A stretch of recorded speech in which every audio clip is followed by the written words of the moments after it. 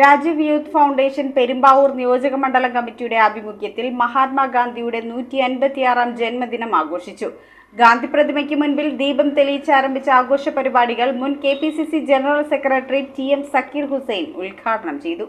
അഫ്സൽ ഇയയുടെ അധ്യക്ഷതയിലാണ് ഗാന്ധി ജയന്തി ദിനാഘോഷവും മഹാത്മാഗാന്ധി ഇന്ത്യൻ നാഷണൽ കോൺഗ്രസിന്റെ പ്രസിഡന്റായി നിയമിക്കപ്പെട്ട 100-ാം വാർഷികവും ആഘോഷിച്ചത്. രാജീവ് യൂത്ത് ഫൗണ്ടേഷൻ പെരുമ്പാവൂർ നിയോജക മണ്ഡലം കമ്മിറ്റിയുടെ ആഭിമുഖ്യത്തിൽ നടത്തിയ ആഘോഷ ചടങ്ങ് ഗാന്ധി സ്ക്വയറിൽ ഗാന്ധി പ്രതിമയ്ക്ക് മുൻപിൽ ദീപം തെളിയിച്ചതോടെ ആരംഭിച്ചു. വിജീഷ് വിദ്യാധരൻ യോഗത്തിൽ സ്വാഗതം പറഞ്ഞു. മുൻ KPCC general secretary TM Zakir Hussain Gandhi Jayanti ആഘോഷങ്ങളുടെ ഉദ്ഘാടനം നിർവഹിച്ചു.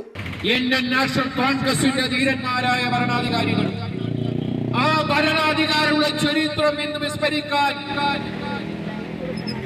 വെമ്പൽ കൊടുക്കുന്ന ഈ രാജ്യത്തെ ഫാസിസ്റ്റ് ശക്തികൾക്കൊപ്പം ഇടതുപക്ഷ ജനാധിപത്യം CPM നിലകൊള്ളുന്ന പാർട്ടിയും അതിനൊത്താശ ചെയ്യുന്നു എന്നുള്ള വേദനാജനകമായ അന്തരീക്ഷത്തിലാണ് മഹാത്മാജിയുടെ ഈ ജന്മദിനം നമ്മൾ ആഘോഷിക്കുന്നത്.